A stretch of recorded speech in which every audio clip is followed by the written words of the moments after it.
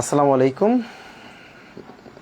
সুপ্রিয় শিক্ষার্থীবৃন্দ, neuron nursing কোচিংয়ের পক্ষ থেকে সবাইকে সুস্বাগতম। আজকের ক্লাসটি আমরা যে বিষয়ে মূলত নিব, ফ্রেজ অ্যান্ড ক্লজ। আজকের ক্লাসটি খুবই ইম্পর্টেন্ট একটা ক্লাস। আজকের ক্লাস থেকে মার্ক 2 আপনার অ্যাট লিস্ট কমন পাবেন, অ্যাট লিস্ট। সো তাহলে আপনারা সবাই আমাকে অ্যাট ফার্স্টে কমেন্ট করে জানান সব কিছু ক্লিয়ার কিনা, আপনারা শুনতে পাচ্ছেন কিনা, একটু সবাই কমেন্টে জানান। আর ক্লাসটাকে সবাই শেয়ার করে দেন যাতে ক্লাসটা সবাই করতে পারে। আজকের ক্লাসে আমরা শেষ করব ফ্রেজ অ্যান্ড ক্লজ। আজকের ক্লাসটা খুবই ইম্পর্টেন্ট। আজকের ক্লাস থেকে মার্ক 2 আপনি কনফার্ম আসবে আপনার জন্য। এক্ষেত্রে সব কিছু ক্লিয়ার কিনা একটু কমেন্টে জানান। আমার ফোনে ভাই এখন আসে নাই।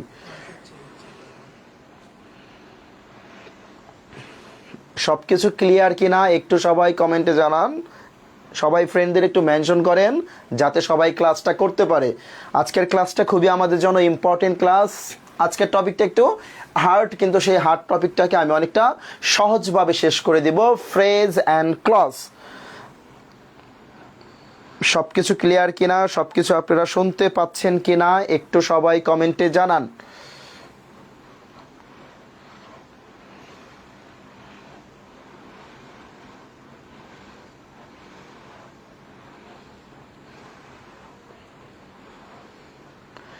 Phrase and clause. তাহলে ফ্রেজ অ্যান্ড ক্লজটাকে শেষ করতে গেলে, আচ্ছা এক মিনিট এইদিকে লিখি আমরা কিছু ভার্ব V1 V2 V3 আর 2 প্লাস V1 বা V1 এর সাথে আইএনজি।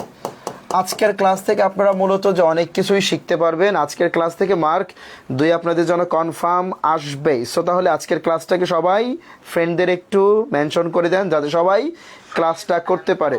আচ্ছা, আসসালামু আলাইকুম ভাইয়া। জি ভাইয়া, ওয়ালাইকুম আসসালাম ফর অল। একটু সবাই ফ্রেন্ডদের মেনশন করো যাতে সবাই ক্লাসটা করতে পারে।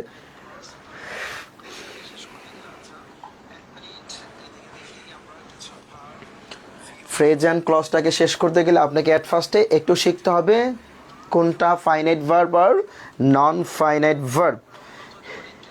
এমডি নাইম ইসলাম, আসসালামু আলাইকুম। জি ওয়ালাইকুম আসসালাম for all. Susmita Das Shipra sir, আসসালামু আলাইকুম। জি ওয়ালাইকুম আসসালাম। আচ্ছা, তো সবাই ফ্রেন্ডদের একটু মেনশন করেন যাতে ক্লাসটা করতে পারে। আজকের ক্লাসটা খুবই ইম্পর্টেন্ট। আজকের ক্লাস থেকে আপনারা মূলত অনেক কিছু শিখতে পারবেন। আজকের ক্লাসে আমরা শেষ করব ফ্রেজ অ্যান্ড ক্লজ। সো তাহলে আজকের ক্লাস আমরা এখন স্টার্ট করে দেই। জি সব কিছু ক্লিয়ার কিনা একজন জাস্ট খালি যে কমেন্টে জানান সব কিছু ক্লিয়ার কিনা, যা বলছি সব কিছু বুঝতে পারতেছেন কিনা। জি স্যার, ক্লিয়ার ক্লিয়ার ক্লিয়ার। আচ্ছা থ্যাঙ্কস। সবাই ফ্রেন্ডদের একটু মেনশন করে দেন যাতে সবাই ক্লাসটাকে সুন্দরভাবে করতে পারে। আচ্ছা আচ্ছা আচ্ছা। সো তাহলে আমরা স্টার্ট করি। দেখেন আজকের ক্লাসে মূলত আমরা যে বিষয়টাকে স্টার্ট করব, ফ্রেজ অ্যান্ড ক্লজ। সো তাহলে ফ্রেজ অ্যান্ড ক্লজটাকে যদি আমরা ফুলফিলিভাবে শেষ করতে চাই, অ্যাট ফার্স্টে আপনাকে ভার্বটাকে একটু বুঝতে হবে। দেখেন V1 V2 V3 2 plus V1, বা সেটা কি বলছি আমরা V1 প্লাস কি আইএনজি। সো তাহলে আমরা যদি লাস্ট ক্লাসটাকে যদি একটু খেয়াল করি, আমরা লাস্ট ক্লাসে ভার্ব পড়াইছিলাম ক্রিয়া বা কাজ করা। আমি একটু টাচ দিয়ে দিচ্ছি।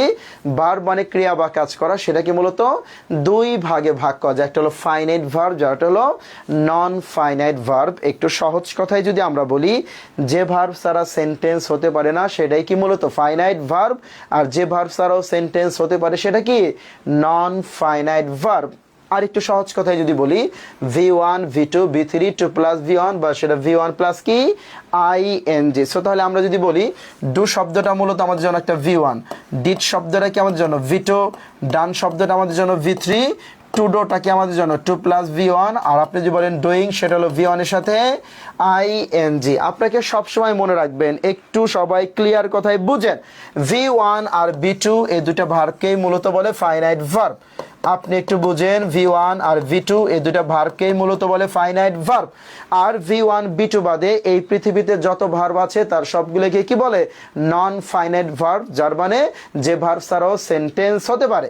আপনাকে সহজ কথায় মনে রাখতে হবে, V1 আর V2 বাদ দিলে এই পৃথিবীতে যত ভার্ব আছে তার সবগুলো কি নন ফাইনাইট ভার্ব, আর সেই ভার্ব ছাড়াও সেন্টেন্স হতে পারে।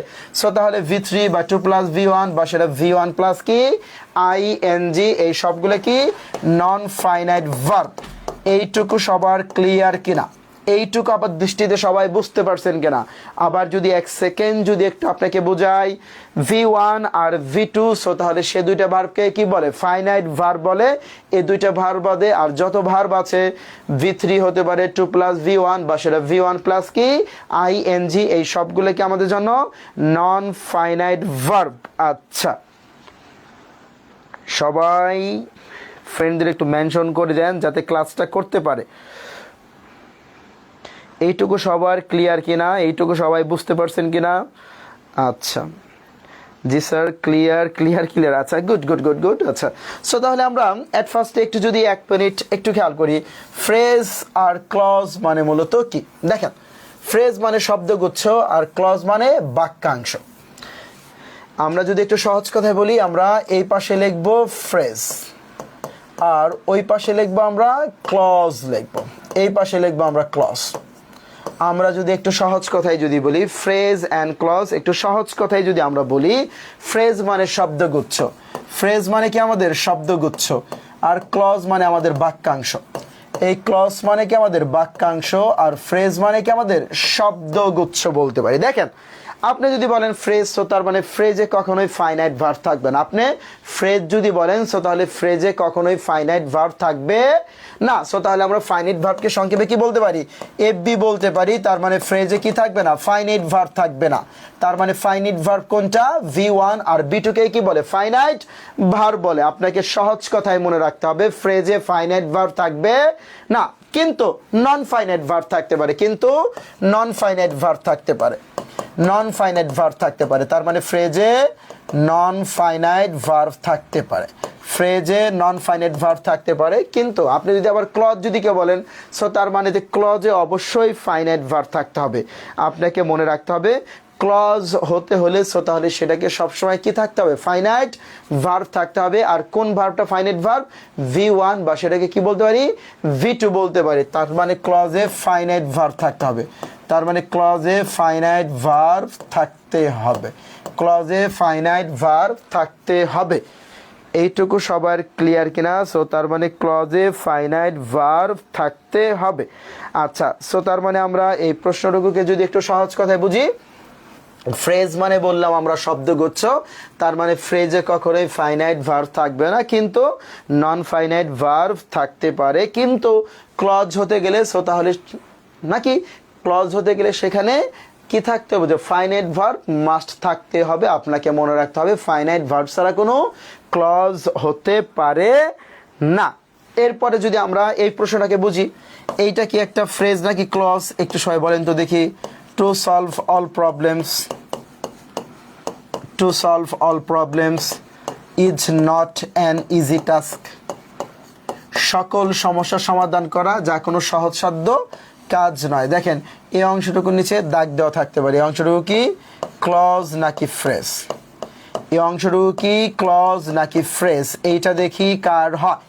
এইটাকে সবাই একটু উত্তর দেন। টু সলভ অল প্রবলেমস, সকল সমস্যা সমাধান করা, is not an easy task, যা কোনো সহজসাধ্য কাজ নয়। এই প্রশ্নটাকে সবাই একটু দেখেন, এটা ফ্রেজ নাকি ক্লজ? V1 আর V2 এই দুইটা কি আমাদের ফাইনাইট ভার্ব, এই দুইটা কি আমাদের finite verb.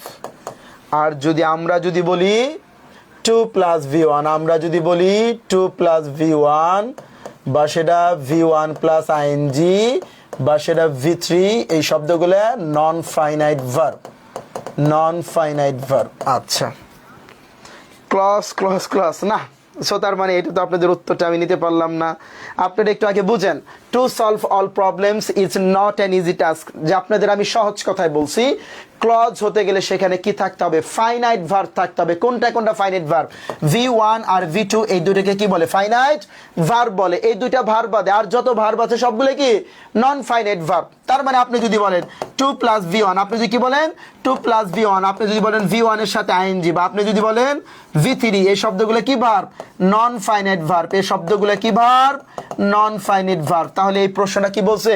To solve all problem. সবাই সলভ শব্দটাকে দেখেই কি সো তাহলে সবাই বলছে যে সলভ শব্দটা কি দেওয়া আছে, একটা V1। সো তাহলে এখানে সবাই কি উত্তরে দেওয়া আছে, ক্লজ। কিন্তু এটা ক্লজ হবে না কেন, একটু দেখেন, to solve all problems, solve শব্দটা এখানে একটা V1, কিন্তু তার আগে কি দেওয়া আছে, টু দেওয়া আছে।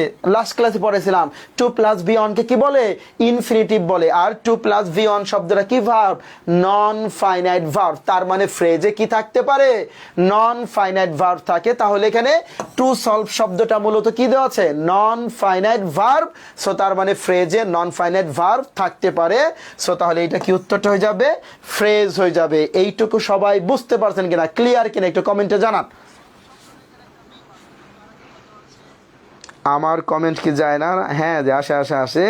MST Sathi, thank you so much. Osman Goni, fresh, thanks.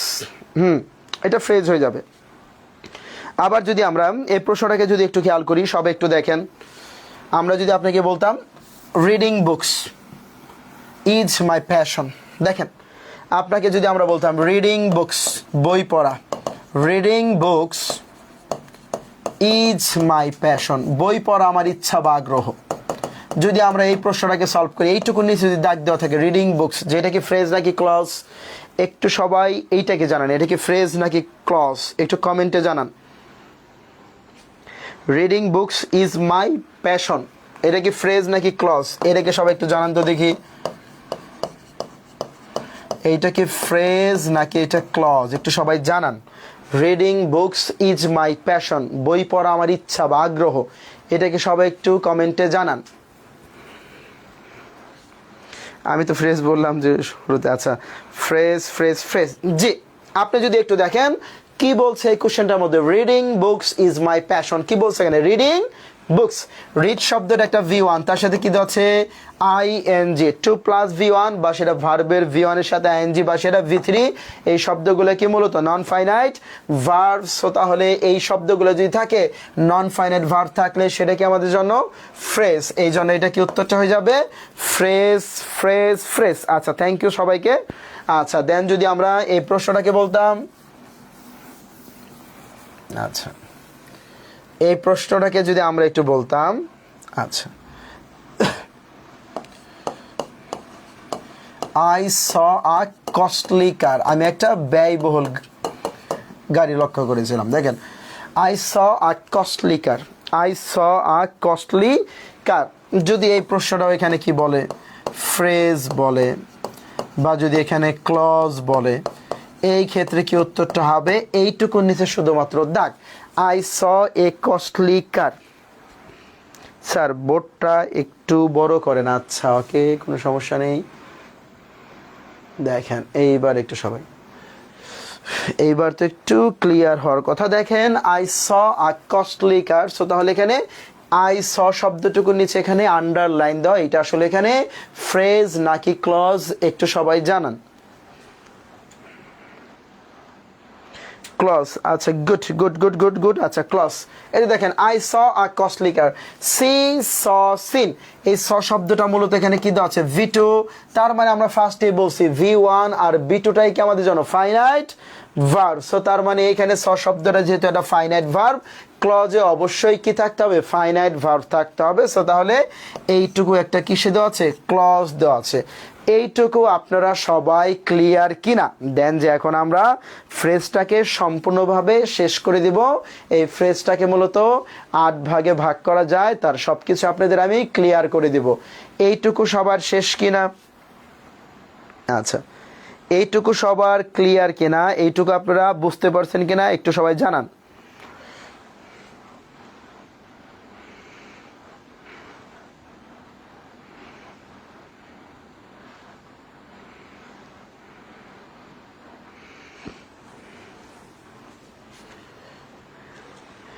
এইটুকু সবার ক্লিয়ার কিনা একটু কমেন্টে জানান please. G sir, clear clear clear. আচ্ছা, এইটুকু যদি আপনাদের ক্লিয়ার হয়, সো যে এখন আমরা আপনাদের ফ্রেজটাকে ফুলফিলিভাবে ক্লিয়ার করে দেব। আচ্ছা, সো তাহলে এবার যদি আমরা একটু খেয়াল করি, এই ফ্রেজটাকে মূলত 8 ভাগে ভাগ করা যায়, যার সবগুলো প্রকারই আপনাদের আমি শেষ করে দিচ্ছি একবার সহজভাবে। দেখেন আমরা যদি একটু বলি ফ্রেজটা কত প্রকার, 8 প্রকার। আচ্ছা, আমরা এখন ফ্রেজটাকে ইন ডিটেলসে শেষ করে ফেলবো। ফ্রেজটাকে শেষ করে ফেলবো আমরা ইন ডিটেলসে। দেখেন ফ্রেজের অ্যাট ফার্স্টে যেটা দেওয়া থাকে সেটা হলো নাউন ফ্রেজ। কোন শব্দটা নাউন ফ্রেজ? যা সবসময় নাউনের মতো কাজ করে। আপনি যদি বলেন নাউন ফ্রেজ, তাহলে যা সবসময় কি করে? নাউনের মতো কাজ করে। আপনাকে ফার্স্টেই বুঝতে হবে বেসিক মূল ভাবতে কোন শব্দটা নাউন ফ্রেজ, যা সবসময় নাউনের মতো কাজ করে। তাহলে আমাদের যদি আমরা ক্লিয়ার হই কোন শব্দগুলো মূলত যে নাউন ফ্রেজ হতে পারে। দেখেন যে আমি আপনাদের জন্য 4-5টা ট্রিক দিয়ে দিচ্ছি বা যে টেকনিক, এগুলো যদি আপনি সহজ কথায় মনে রাখতেই পারেন তাহলে আপনার ভুল হবে না কোনটা আপনার জন্য নাউন ফ্রেজ। দেখেন আপনাকে সবসময় মনে রাখতে হবে সাবজেক্ট হিসেবে নাউন ফ্রেজ বসে। সাবজেক্ট হিসেবে বা বলতে পারি আমরা অবজেক্ট হিসেবে বা বলতে পারি আর্টিকেলসের পরে এ অ্যান্ড দা, এই তিনটে শব্দ কি আমাদের আর্টিকেলস। তাহলে আমরা কি বলতে পারি? স্যার আর্টিকেলসের পরে নাউন ফ্রেজ বসে।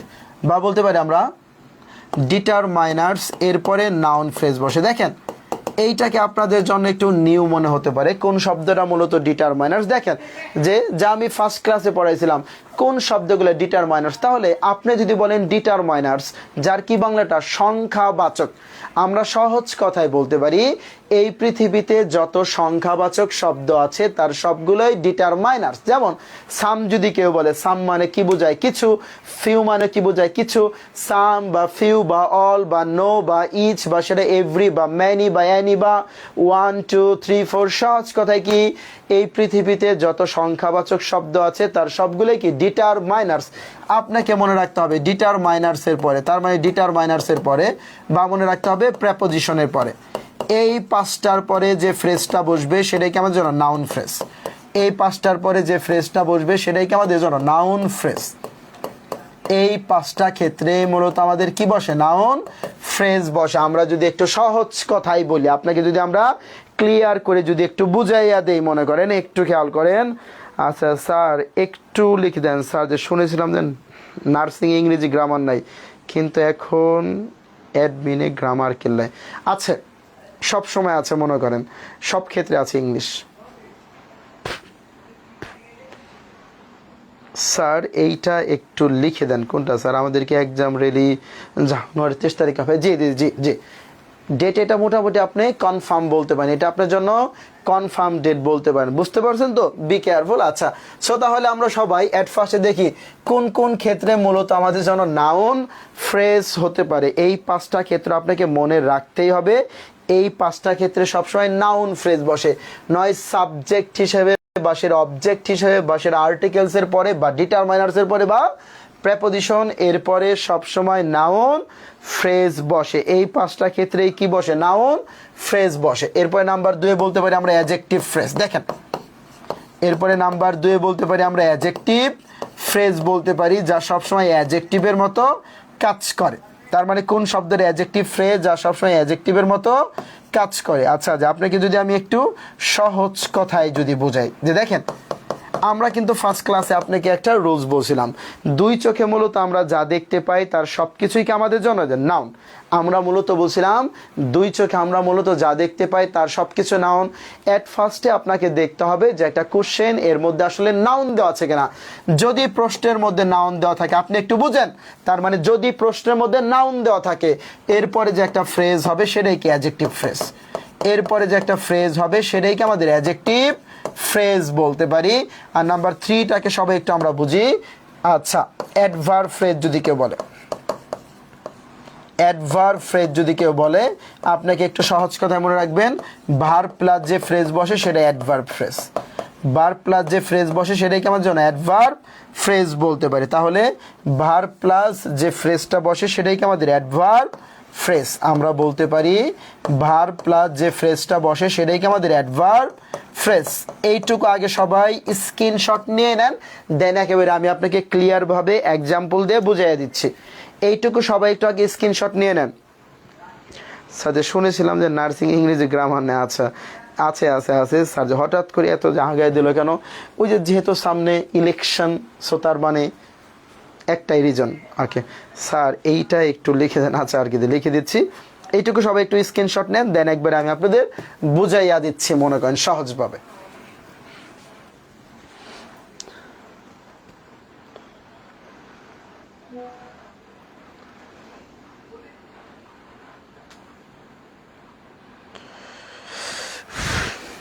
আচ্ছা, এই বিষয়টাকে যদি আমরা সবাই একটু ক্লিয়ার হই, দেখেন 1 2 3 যদি আপনি সলভ করতে চান, একটু সবাই এবার যে ক্লিয়ারভাবে বুঝেন। আপনি যদি সলভ করতে চান যে কোনটা নাউন ফ্রেজ, কোনটা অ্যাডজেক্টিভ ফ্রেজ, কোনটা অ্যাডভার্ব ফ্রেজ, সো আপনাকে অ্যাট ফার্স্টেই দেখতে হবে যে একটা প্রশ্ন ঠিক তার মধ্যে আসলে কোনো নাউন দেওয়া আছে কিনা। আপনাকে অ্যাট ফার্স্টেই দেখতে হবে একটা কোশ্চেন ঠিক তার মধ্যে কোনো নাউন দেওয়া আছে কিনা। যদি নাউন দেওয়া থাকে এরপরে যে একটা ফ্রেজ সেটাই কি আমাদের অ্যাডজেক্টিভ ফ্রেজ হয়ে যাবে, ঠিক না? আর যে কোথায় কোথায় হতে পারে যে নাউন ফ্রেজ, নয় সাবজেক্ট হিসেবে বা অবজেক্ট হিসেবে, বা সেটা আর্টিকেলসের পরে বা ডিটারমাইনার্সের পরে, বা সেটা প্রেপোজিশনের পরে, এরপরে যে ফ্রেজটা হবে সেটাই কি আমাদের জন্য নাউন ফ্রেজ। আর অ্যাডভার্ব ফ্রেজটা একটু সহজ কথায় বলছি, ভার্ব প্লাস যে ফ্রেজটা বসে সেটাই কি আমাদের অ্যাডভার্ব ফ্রেজ। আচ্ছা সার্চ সাইড দেন একটু, আচ্ছা একেবারে যে সাইড যে দিয়ে দিলাম একটু সবাই এটাকে স্ক্রিনশট নিয়ে নাও, দেন একবারে বুঝিয়ে দিচ্ছি আমি।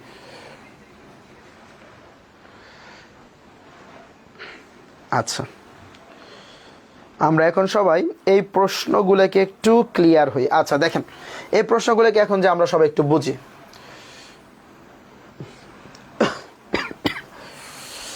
নিচে কতটুকু দেখা যায়? আচ্ছা দেখেন, ফার্স্ট প্রশ্নটাকে সবাই একটু বুঝেন।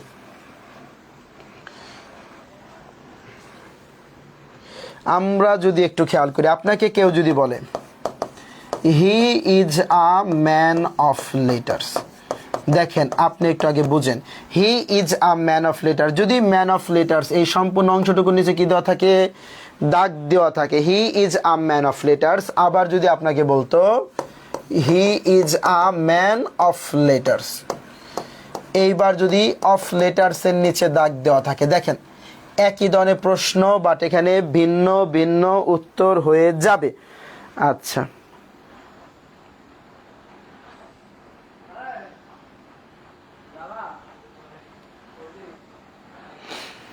আমরা এই দুইটা প্রশ্নকে যদি একটু বুঝি, দেখেন ফার্স্ট প্রশ্নটা কি বলছে এখানে, হি is a man of letters, he is a man of letters. এই কোশ্চেনটার মধ্যে ম্যান অফ লেটার্স এই সবটুকু অংশের মধ্যেই মূলত কি দেওয়া আছে? দাগ দেওয়া আছে। আবার এই প্রশ্নটা দেখেন, he is a man of letter, just খালি অফ লেটার্স এই অংশটুকুর মধ্যে কি দেওয়া আছে? দাগ দেয়া আছে, ঠিক না? আচ্ছা, এই প্রশ্নটাকে যদি আমরা ফুলফিলি ভাবে যদি একটু খেয়াল করি আমরা সবাই, দেখেন he is a man of letters, আরটা he is a man of letters. দেখেন এই প্রশ্নটার ক্ষেত্রে আমাদের এই ক্ষেত্রে সলভ করতে গেলে অ্যাট ফার্স্টে দেখতে হবে প্রশ্নের মধ্যে নাউন আছে কিনা। হি is a man of letters, man of letters এই সবটুকু নিচে দাগ, কিন্তু এর আগে কি দেওয়া আছে? এ দেওয়া আছে। এই শব্দটা কি আমাদের আর্টিকেলস, তাহলে আমরা ফার্স্টে বলছি আর্টিকেলসের পরে সবসময় কি লিখবো আমরা? নাউন ফ্রেজ লিখবো। সো তাহলে ম্যান অফ লেটার্সটা কি উত্তরটা হয়ে যাবে? Noun phrase. ম্যান অফ লেটার্সটা কি উত্তরটা হয়ে যাবে? Noun phrase. বাট এই প্রশ্নটাকে যদি বুঝতাম হি is a man of letters, he is a man of letters, so তাহলে এখানেও কিন্তু এ দেওয়া আছে, কিন্তু এখানে শুধুমাত্র অফ লেটার্স এই অংশটুকুর নিচে দাগ দেওয়া আছে, হি is a man of letters. So তার মানে এখানে ম্যান শব্দটার নিচে কিন্তু কোনো দাগ নাই। সো তাহলে আপনাকে দেখতে হবে অ্যাট ফার্স্টে প্রশ্ন মধ্যে নাউন দেওয়া আছে কিনা। ম্যান মানে মানুষ, সো তাহলে এটাকে দুই চোখে দেখা যায়, এই ম্যান শব্দটা দেওয়া আছে একটা নাউন। একটা প্রশ্নের মধ্যে যদি দেওয়া থাকে নাউন, এরপরে যে ফ্রেজটা হবে সেটাই কি আমাদের জন্য? Adjective phrase. সেই জন্য অফ লেটার্স এই শব্দটুকু কি উত্তরটা হয়ে যাবে? Adjective phrase. অফ লেটার্স এই শব্দটুকু কি হয়ে যাবে? অ্যাডজেক্টিভ ফ্রেজ হয়ে যাবে। এই দুইটা এক্সাম্পল ক্লিয়ার কিনা? এই দুইটা এক্সাম্পল ক্লিয়ার কিনা?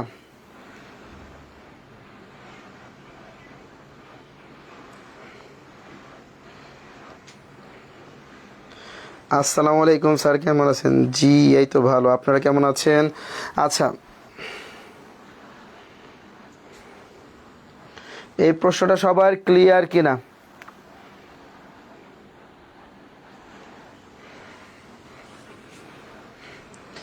Clear sir, clear sir, clear. আচ্ছা আচ্ছা আচ্ছা, আর সবাই একটু জানান ক্লিয়ার কিনা?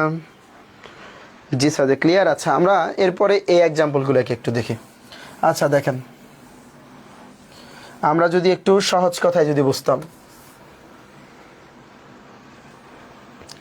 আমরা যদি এই প্রশ্নটাকে যদি একটু খেয়াল করতাম, যে দেখেন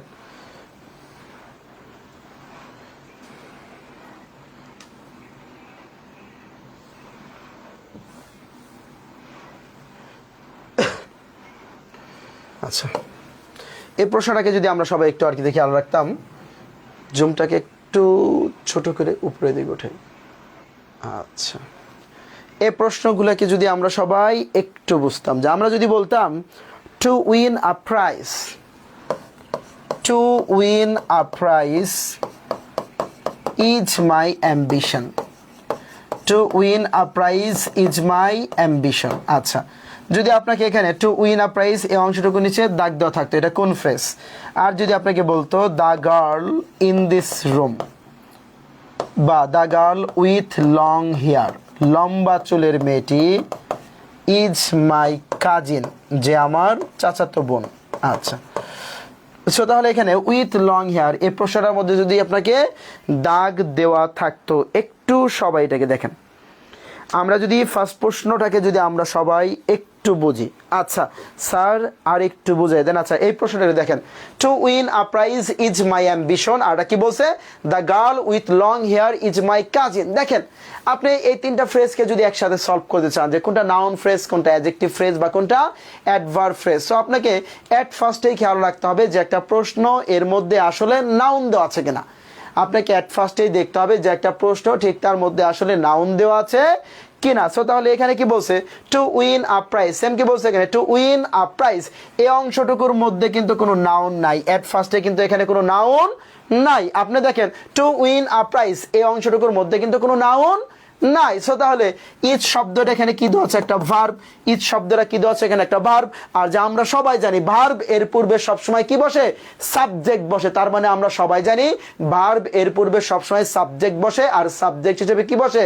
নাউন ফ্রেজ। সো তাহলে এইটা কি উত্তরটা হয়ে যাবে? Noun phrase.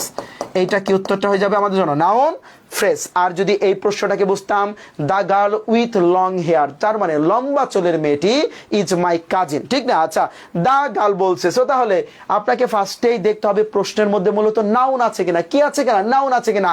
দ্য গার্ল মানে কি? মেয়েটা। কোন শব্দটা নাউন? দুই চোখে মূলত যা দেখা যায় তার সবকিছুই নাউন। দ্য গার্ল মানে কি বোঝায়? মেয়েটা। সো তার মানে মেয়েটাকে দুই চোখে দেখা যায়। দ্য গার্ল শব্দটা দেওয়া আছে নাউন। আর যদি প্রশ্নের মধ্যে নাউন দেওয়া থাকে, এরপরে যে ফ্রেজটা হবে সেটাই কি? Adjective phrase. সো তার মানে উইথ লং হেয়ার শব্দটা কি হয়ে যাবে? অ্যাডজেক্টিভ ফ্রেজ হয়ে যাবে। তার মানে উইথ লং হেয়ার শব্দটা কি হয়ে যাবে? Adjective phrase. এই এক্সাম্পলটা আপনাদের ক্লিয়ার কিনা একটু জানান।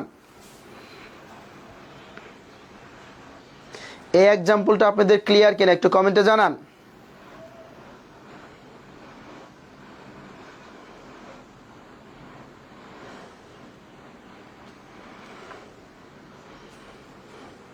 এই এক্সাম্পলটা আপনাদের ক্লিয়ার কিনা একটু সবাই কমেন্টে জানান।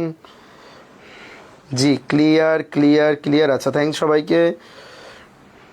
স্যার যে আবার বোঝান। আচ্ছা স্যার আবার বোঝান। আচ্ছা, যে আবার একটু আর কি খেয়াল করে দিচ্ছি আপনাদের আমি। টু উইন আ প্রাইজ, তাহলে আমরা যদি বলি to win a prize is my ambition, আর কি লেখা ছিল আমাদের জন্য? দেখেন, আমরা এই প্রশ্নটাকে আপনাকে বলতে পারি, আমরা reading books.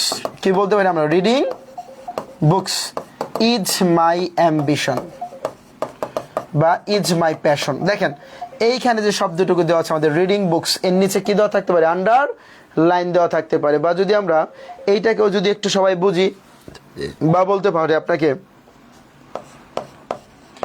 The man in this place is my friend. আচ্ছা, যদি ইন দিস প্লেস এই শব্দটুকু নিজেও কি দেওয়া থাকে? দাগ দেওয়া থাকে। দেখেন একটু সবাই এই দুইটা এক্সাম্পলকেও যদি আমরা সবাই একটু ক্লিয়ার করিয়ে দেই, এই যে এই সিস্টেমে হবে যে প্রশ্ন জাস্ট খালি আপনাকে চারটা অপশন দেওয়া থাকবো। ফার্স্ট অপশনে বলতে পারে নাউন ফ্রেজ, বা বলতে পারে অ্যাডজেক্টিভ ফ্রেজ, বা বলতে পারে অ্যাডভার্ব ফ্রেজ। এইভাবে মূলত আপনাকে বলবো, নয় বলতে পারে নাউন ফ্রেজ, বা সেটা অ্যাডজেক্টিভ ফ্রেজ বলতে পারে, বা সেটা অ্যাডভার্ব ফ্রেজ বলতে পারে। একটু বুঝতে পারছেন সবাই? আচ্ছা, এখন এই প্রশ্নটাকে যদি আমরা সবাই একটু খেয়াল করি, ফার্স্টেরটা কি বলছে আমাদের? Reading books is my ambition. আর কি বলছে এখানে? The man in this place is my friend. দেখতে হবে, দেখেন এই যে 1 2 3 কে সলভ করতে গেলে আপনাকে অ্যাট ফার্স্টে দেখতে হবে যেটা গ্যাপ বা শূন্যস্থান এর পূর্বে আগে কোনো নাউন আছে কি না। কি বলছে এখানে, reading books is my ambition, এই শব্দটা নিচে এখানে দাগ দেওয়া আছে, এর পূর্বে কিন্তু এখানে আর কোনো নাউন নাই। সো তার মানে ইজ শব্দটা কি দেওয়া আছে এখানে একটা ভার্ব। সো তার মানে ভার্ব এর পূর্বে, একটু খেয়াল করেন, ভার্ব এর পূর্বে যা বসে সেটাকে আমরা কি বলি, সাবজেক্ট। আর সাবজেক্ট হিসেবে সবসময় কি বসে, নাউন ফ্রেজ বসে। সো তাহলে এটা কি উত্তরটা হয়ে যাবে, নাউন ফ্রেজ। আর যদি এই প্রশ্নটাকে বলতাম the man in this room, so তার মানে দ্য ম্যান মানে কি লোকটা, ইন দিস রুম এই রুমে, দ্য ম্যান মানে কি বোঝাচ্ছে, মানুষ বা লোকটা, এই লোকটাকে দুই চোখে দেখা যায়, এটা একটা নাউন। তাহলে যদি প্রশ্নের মধ্যে নাউন দেওয়া থাকে এরপরে যে একটা ফ্রেজ সেটাই কি আমাদের অ্যাডজেক্টিভ ফ্রেজ। সো তাহলে সেই ক্ষেত্রে কি উত্তরটা হয়ে যাবে, সেটা অ্যাডজেক্টিভ ফ্রেজ হবে। গুড। ওলি ইজ ওয়াচিং, আসসালামু আলাইকুম ভাইজান, কেমন আছেন? MST উর্মি ইয়াসমিন, আসসালামু আলাইকুম স্যার। জি,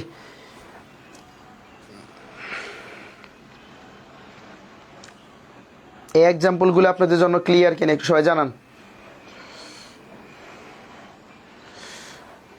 আচ্ছা, আর বেশ কিছু এক্সাম্পল লেখে, বা কেউ যদি বলে I have no kith and kin, দেখেন কিথ অ্যান্ড কিন এই তিনটা নিচে যদি সেম যে কি দেওয়া থাকে একটা দাগ। আচ্ছা, কিথ অ্যান্ড কিন হলো একটা ফ্রেজ যার বাংলাটা আত্মীয় স্বজন। কিথ অ্যান্ড কিন হলো একটা ফ্রেজ যার বাংলাটা কি, আত্মীয় স্বজন। সো আমরা এই প্রশ্নটাকে যদি খেয়াল করি, I have no kith and kin, এই প্রশ্নটা আসলে কোন ফ্রেজ একটু সবাই কমেন্টে জানান। I have no kith and kin এই প্রশ্নটা আসলে এখানে কোন ফ্রেজ একটু সবাই কমেন্টে জানান। আচ্ছা, কিথ অ্যান্ড কিন হলো আত্মীয় স্বজন। আচ্ছা, আমরা যদি একটু আপনাকে বিশ্লেষণ করে যদি বলি I have no kith and kin, দেখেন কোন শব্দটা ডিটারমাইনার্স যার বাংলাটা কি সংখ্যাবাচক। যেমন সাম মানে কি বোঝায় কিছু, ফিউ মানেও কি বোঝায় কিছু, অল মানে কি বোঝায় সবাই, নো মানে কি বোঝায় কেউ না, নাই বোঝাচ্ছে। সো তাহলে এটা একটা সংখ্যাবাচক। এই নো শব্দটা মূলত কি আমাদের জন্য ডিটারমাইনার, এই নো শব্দটা কি আমাদের জন্য মূলত ডিটারমাইনার। তাহলে আমরা বলছি ডিটারমাইনার্স এরপরে সবসময় কি বসে, নাউন ফ্রেজ বসে, এরপরে সবসময় কি বসে, নাউন ফ্রেজ। সো তার মানে কিথ অ্যান্ড কিন শব্দটা কি হয়ে যাবে, নাউন ফ্রেজ। কিথ অ্যান্ড কিন শব্দটা কি হয়ে যাবে, নাউন ফ্রেজ হয়ে যাবে। আচ্ছা জি স্যার, ক্লিয়ার। অ্যাডভার্ব, এই অ্যাডভার্ব কেন হবে, নো শব্দটা এখানে ডিটারমাইনার আর এরপরে সবসময় কি বসে, নাউন ফ্রেজ বসে। আচ্ছা গুড। এরপরে আমরা সবাই একটু স্ট্যান্ডার্ড একটা রুলস একটু খেয়াল করবো। দেখেন যদি প্রশ্নের মধ্যে ভার্ব দেওয়া থাকে, দেখেন আপনাকে আমি আর একটু ক্লিয়ার করে দিচ্ছি, মূল ভার্ব যদি কোনো প্রশ্নের মধ্যে দেওয়া থাকে, দেখেন ভার্ব এরপরে নয় হতে পারে নাউন ফ্রেজও হতে পারে বা অ্যাডভার্ব ফ্রেজও হতে পারে। আপনাকে আমি ক্লিয়ার করে দিচ্ছি, ভার্ব এরপরে নয় সেটা নাউন ফ্রেজ হতে পারে বা সেটা কি অ্যাডভার্ব ফ্রেজও হতে পারে। এইটুকু সবাই বুঝেন, এটা খুবই ইম্পর্টেন্ট একটা নিয়ম মনে করেন। দেখেন ভার্ব এরপরে আমরা কি বলতে পারি, ভার্ব এরপরে নয় সেটা নাউন ফ্রেজ বা সেটা কি অ্যাডভার্ব ফ্রেজ হতে পারে। এখন আপনার মনে প্রশ্ন হতে পারে কোন সময় সেটা নাউন ফ্রেজ আর কোন সময় সেটা অ্যাডভার্ব ফ্রেজ। আমরা একটু সহজ কথায় মনে রাখবো, ভার্ব এরপরে যে অংশটুকু আছে, দেখেন ভার্ব এরপরে নয় নাউন ফ্রেজও হতে পারে বা সেটা অ্যাডভার্ব ফ্রেজও হতে পারে। আপনি সহজ কথায় মনে রাখবেন, ভার্ব এরপরে যে অংশটুকু আছে সে অংশটুকুকে যদি ইট দ্বারা রিপ্লেস করা যায়, ইট দ্বারা রিপ্লেস করা গেলে সেটা নাউন ফ্রেজ, আর ইট দ্বারা যদি রিপ্লেস করা না যায় সো তাহলে সেটা কি অ্যাডভার্ব ফ্রেজ। আর একটু সহজ কথায় মনে রাখি, ভার্ব এরপরে যদি ইট লেখা যায়, ভার্ব এরপরে যদি ইট লেখা যায় বা ইট হয় সো তাহলে সেটা কি নাউন ফ্রেজ। আর ভার্ব এরপরে যদি ইট হয় না, এরপরে ইট লেখা যায় না সো তাহলে সেটা কি অ্যাডভার্ব ফ্রেজ। একটু সবাই খেয়াল করেন, ভার্ব যে প্লাস যদি ইটটাকে লেখা যায় সো তাহলে সেটা কি নাউন ফ্রেজ, আর ভার্ব প্লাস যদি ইটটাকে না লেখা যায় সো তাহলে সেটা কি অ্যাডভার্ব ফ্রেজ। সো তাহলে আমরা যদি একটু সহজ কথায় যদি খেয়াল করি এই প্রশ্নগুলোকে একটু বুঝি। দেখেন এই প্রশ্নটা একটু বুঝেন, দেন একেবারে আপনি ক্লিয়ার হয়ে যাবেন। আই নো,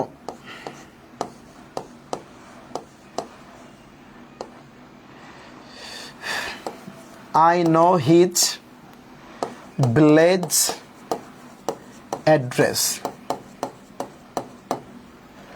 আচ্ছা, I know his village address।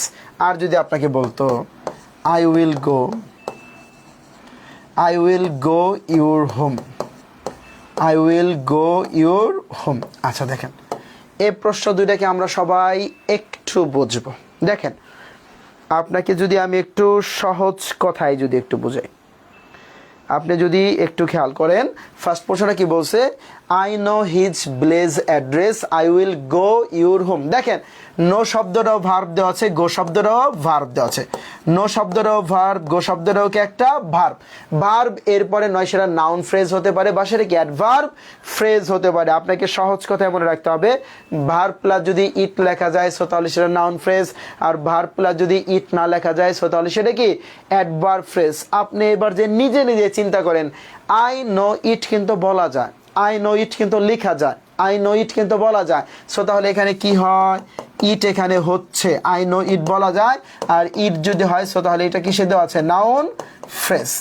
আর যদি কেউ আপনাকে বলে I will go your home, I will go your home, so তার মানে এখানে গো শব্দটাও কিন্তু একটা ভার্ব, কিন্তু আই উইল গো ইট কিন্তু বলা যায় না। সো তাহলে এখানে ইট শব্দটা হচ্ছে না, আই উইল গো ইট বলা যায় না, তার মানে এখানে ইট শব্দটা হচ্ছে না। ইট শব্দটা না হলে তাহলে এটা কি আমাদের জন্য অ্যাডভার্ব ফ্রেজ। কি ফ্রেজ আমাদের জন্য, অ্যাডভার্ব ফ্রেজ। এইটুকু সবার ক্লিয়ার কিনা একটু সবাই কমেন্টে জানান, এইটুকু আপনাদের ক্লিয়ার কিনা, কমেন্ট প্লিজ।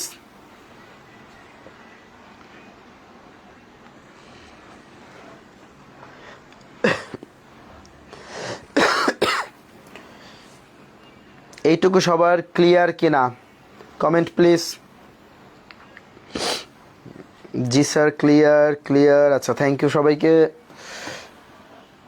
Clear sir. আচ্ছা, আমরা নেক্সট যে ফ্রেজগুলো একটু আমরা খেয়াল করি, যে নাম্বার 4 খেয়াল করবো আমরা ভার্বাল ফ্রেজ। আচ্ছা, যে নাম্বার 5 খেয়াল করবো আমরা প্রিপোজিশনাল ফ্রেজ। আচ্ছা দেখেন, যে নাম্বার 4 ভার্বাল ফ্রেজ, সো তার মানে যে এখানে যে অবশ্যই ভার্ব থাকবে। ভার্বাল ফ্রেজে সবসময় গ্রুপ ভার্ব থাকে, গ্রুপ ভার্ব থাকবে, গ্রুপ ভার্ব থাকবে, বা আপনি লিখতে পারেন মূল ভার্ব থাকবে। গ্রুপ ভার্ব কোনগুলো, যেমন কাম শব্দের পরে যদি আপনি অফ বসান সো তাহলে সেটাই কিন্তু গ্রুপ ভার্ব, বা বলতে পারেন অ্যাপ্রোপ্রিয়েট প্রিপোজিশন থাকবে, যেমন কাম অফ বলতে পারেন, কাম ফ্রম বলতে পারেন, কাম রাউন্ড বলতে পারেন, লুক ইনটু বলতে পারেন, লুক আফটার বলতে পারেন, লুক আউট বলতে পারেন, লুক আপ বলতে পারেন, লুক ওভার বলতে পারেন। সো তাহলে ভার্ব প্লাস যদি কোনো প্রিপোজিশন দেওয়া থাকে সো তাহলে সেটাকে কি বলে আমাদের জন্য, গ্রুপ ভার্ব বলে। দেখেন, ভার্ব প্লাস যদি কোনো প্রিপোজিশন দেওয়া থাকে সো তাহলে সেটাকে কি বলে, গ্রুপ ভার্ব বলে। ভার্ব প্লাস যদি কোনো কি দেওয়া থাকে, প্রেপোজিশন দেওয়া থাকে সো তাহলে সেটাকে কি বলে, গ্রুপ ভার্ব বলে। সেটাকে কি বলে, গ্রুপ ভার্ব বলে। আপনি যদি বলেন গ্রুপ ভার্বটা কি, ভার্ব প্লাস যদি কোনো কি দেওয়া থাকে, প্রেপোজিশন দেওয়া থাকে সো তাহলে সেটাকে কি বলে, গ্রুপ ভার্ব বলে। সো আপনাকে একটু সহজ কথায় মনে রাখতে হবে, কোন শব্দটা আমাদের ভার্বাল ফ্রেজ, সো তার মানে সেখানে অবশ্যই কি দেওয়া থাকবে, গ্রুপ ভার্ব দেওয়া থাকবে। যেমন কেউ যদি আপনাকে বলে he comes of a poor family, সে একটা গরিব পরিবারে জন্মগ্রহণ করেছে। এই কাম অফ মানে জন্মগ্রহণ করা। দেখেন, হি comes of a poor family, so তাহলে আমি কিন্তু এখানে আপনাকে বলছি কোন শব্দটা মূলত আমাদের জন্য গরিব। আচ্ছা স্যার, এত কঠিন কেন? আরে না, একেবারে সহজ। একটু দেখেন, ভার্ব প্লাস যদি কি দেওয়া থাকে, প্রিপোজিশন দেওয়া থাকে সো তাহলে সেটাই কি আমাদের জন্য গ্রুপ ভার্ব। একটু আপনি দেখেন, হি comes of a poor family, he comes of a poor family. So তাহলে এখানে কি শব্দটা দেওয়া আছে, কাম শব্দটা দেওয়া আছে একটা ভার্ব, এরপরে কি দেওয়া আছে এখানে একটা প্রিপোজিশন। সো তাহলে এটা কি দেওয়া আছে, একটা গ্রুপ ভার্ব। গ্রুপ ভার্ব দেওয়া থাকলে সেটাই কি আমাদের জন্য ভার্বাল ফ্রেজ। সো তাহলে এইটাই কি উত্তরটা হয়ে যাবে, ভার্বাল ফ্রেজ হয়ে যাবে। এটা একটু সবাই বুঝতে পারছেন কিনা? রুলস নাম্বার 4 সবার ক্লিয়ার কিনা? স্যার, এত কিছু মনে থাকবে? আচ্ছা শোনেন, একটু আপনার স্টাডি তো করতে হবে, একটু তো চাপ নিতে হবে। একটু চাপ না নিলে তো আসলে কাজ হবে না। যে আপনাকে চান্স পেতে গেলে, যে আপনাকে আমি একটা সহজ কথাই বলি, যে দেখেন, যে আপনি যাই করতে চান এই পৃথিবীতে আপনাকে শ্রম দিতে হবে। শ্রম ছাড়া আসলে কোনো কিছুই সম্ভব না। যাই করতে চান আপনি, এক্স ওয়াই জেড, সেটা যে কাজকর্মে হোক, মনে করেন শ্রম হলো অ্যাট ফার্স্ট যে আপনার কাজ হলো স্টুডেন্ট হিসেবে শুধুমাত্র শ্রম যে দিয়ে দেওয়া, ঠিক না? বাট আপনাকে আমি এইটুকু কনফার্ম করে বলতে পারি, শ্রম কখনোই বৃথা যায় না, শ্রম কখনোই বৃথা যায় না। যে আপনি শুধুমাত্র শ্রমটাকে দিয়ে যান, যে আপনি চান্স হবে চান্স না, আপনি টপ প্লেস করতে পারবেন। আজকে থেকে যদি আপনি যে নিয়মিত 10 ঘন্টা করে স্টাডি যদি করেন পার ডে, চান্স না আপনি টপ প্লেস করতে পারবেন, যে সেটা আপনাকে আমি কনফার্ম করে লিখে দিতে পারি। একটু বুঝতে পারছেন সবাই? আচ্ছা, আমরা যে নাম্বার 5টাকে এবার সবাই বুঝবো, প্রেপোজিশনাল ফ্রেজ কোনটা আমাদের জন্য। প্রেপোজিশনাল ফ্রেজ কষ্ট না করলে তার কেষ্ট পাওয়া যাবে না। আচ্ছা, এরপরে আমরা সবাই একটু খেয়াল করি।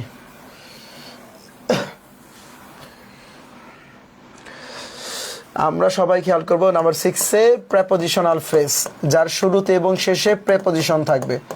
প্রিপোজিশনাল ফ্রেজ যদি কেউ বলে, কোন শব্দটা মূলত আমার জন্য প্রিপোজিশনাল ফ্রেজ, যার শুরুতে এবং শেষে প্রিপোজিশন থাকবে। এইটা তো অনেক সহজ।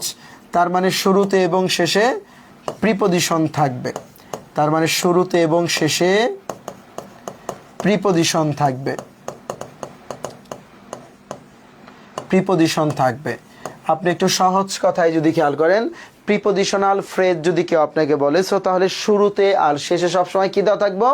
প্রিপোজিশন দেওয়া থাকবে। সহজ কথায় যদি শুরুতে আর শেষে প্রিপোজিশন দেওয়া থাকে, সেই শব্দটাই কি? Prepositional phrase. সো তাহলে আমরা এই প্রশ্নটাকে যদি একটু খেয়াল করি, এই প্রশ্নটাকে যদি আমরা একটু খেয়াল করি, কেউ যদি বলে আপনাকে বাই ডিন্ট অফ, কি ডিন্ট অফ?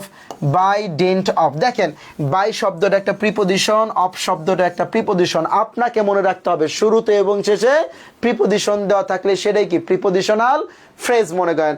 বাই শব্দটা প্রিপোজিশন, অফ শব্দটা প্রিপোজিশন। সো তাহলে বাই ডিন্ট অফ শব্দটা কি? একটা প্রিপোজিশনাল ফ্রেজ। বা বলতে পারেন আপনি ইন অর্ডার টু যদি কেউ বলে, বা আপনাকে কেউ যদি বলে ইন ফ্রন্ট অফ, কি front of? In front of. In শব্দটা প্রিপোজিশন, অফ শব্দটা প্রিপোজিশন। এই শব্দটা কি? Prepositional phrase. বা বলতে পারেন উইথ আ ভিউ টু, বা কি বলতে পারেন? With a view to. দেখেন, উইথ শব্দটা প্রিপোজিশন, টু শব্দটা প্রিপোজিশন। সো তাহলে সেটাই কি? Prepositional phrase. বা আপনি বলতে পারেন ইন অর্ডার টু, বা কি বলতে পারেন আপনি? In order to. আপনি যাই বলেন, তার মানে শুরুতে আর শেষে যদি প্রেপোজিশন দেওয়া থাকে সেটাই কি? Prepositional phrase. এইটুকু বুঝতে পারছেন কিনা? এইটুকু সবার ক্লিয়ার কিনা?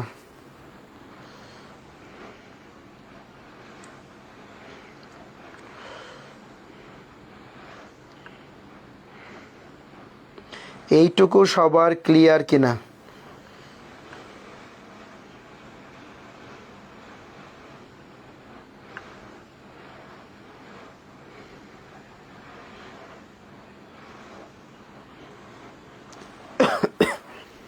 জি স্যার, ক্লিয়ার ক্লিয়ার ক্লিয়ার। আচ্ছা, এইটুকু যদি হয় যে ক্লিয়ার, সো তাহলে আমরা এখন ক্লজ শুরু করব। কি শুরু করব? ক্লজ। ক্লজ। আচ্ছা, সো তার মানে আমরা এখন ক্লজটাকে যদি স্টার্ট করি, ক্লজ মানে বোঝায় বাক্যাংশ। আচ্ছা, এট ফার্স্টে সবাই একটু খেয়াল করেন, ক্লজ মার্কারগুলো কোনগুলো? ক্লজ মার্কার, তার মানে ক্লজ মার্কারকে আমরা সংক্ষেপে কি বলতে পারি? সিএম বলতে পারি। আপনি মনে রাখবেন সিএম মানে কি বোঝায়? Clause marker.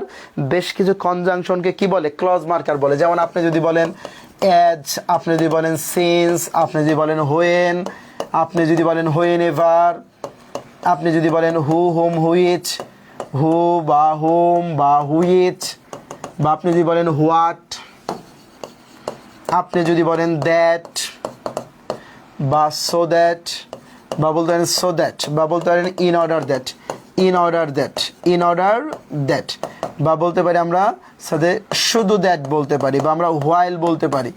এই শব্দগুলোকে মূলত কি বলে? ক্লজ মার্কার বলে।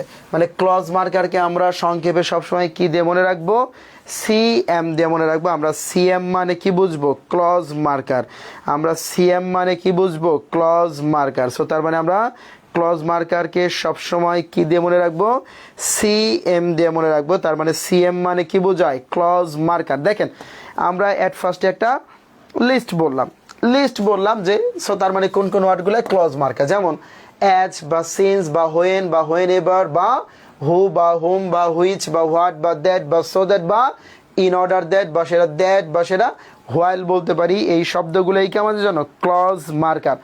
আচ্ছা, দেখেন কি আপনি টপ প্লেস যদি চান করতে, মানে টপ অফ টপ যদি চান হতে, সো তার মানে সেক্ষেত্রে আপনাকে স্টাডি আপনাকে প্রচুর পরিমাণে শ্রম দিতে হবে, প্রচুর পরিমাণে মনে করেন অ্যাটলিস্ট 10 ঘন্টা আপনাকে পার ডে পড়তে হবে যদি আপনি টপ প্লেস করতে চান। আর যদি আপনি জাস্ট খালি চান্স পেতে চান, সো তাহলে সেটা তো আপনার উপরে ডিপেন্ড করে। টপ প্লেসের কথা আমি বলছি। একটা বিষয় আপনাকে আমি সহজ কথা বলি কি, হতাশ হওয়া যাবে না, just stay with your study. আপনার কাজ শুধুমাত্র শ্রম দিয়ে যাওয়া, আপনি শ্রম দেন, ইনশাল্লাহ যে আপনার শ্রম কখনো বৃথা যাবে না। শ্রম দিছে কিন্তু সফল হয় নাই সেই ধরনের এই পৃথিবীতে একজন লোক নেই। আপনি একটা মাত্র লোক আমাকে দেখান শ্রম দিছে কিন্তু সে এখনো সফল হয় নাই। আপনাকে আমি এইটুকু কনফার্ম করে বলতে পারি, আপনি শ্রম দিলে আসলে আপনি সফল হবেন। সেটা সব সেক্টরে বলেন, মনে করেন সব সেক্টরে বলেন, মনে করেন হোক সেটা বিশ্ববিদ্যালয় বা সেটা মেডিকেল বা সেটা নার্সিং বা সেটা জব, সব ক্ষেত্রে কি আমরা একই কথা বলতে পারি। অ্যাট ফার্স্ট হলো কাজ হলো যে আপনার কাজ হলো শ্রম দিয়ে যাওয়া, দেন যে আপনার লাক মনে করেন যে কপাল, ইনশাল্লাহ। ওকে, আচ্ছা স্যার দেখা যায় না লেখা। আচ্ছা এখন সবাই একটু স্ক্রিনশট নিয়ে নেন একটা। এখন আমরা সবাই ক্লজটাকে একটু খেয়াল করব। আচ্ছা এখন সবাই একটু যে দেখেন ক্লজ মানে কি বোঝে আমাদের জন্য, বাক্যাংশ, ঠিক না? আচ্ছা সো তার মানে ক্লজটাকে মূলত 3 ভাগে ভাগ করা যায়।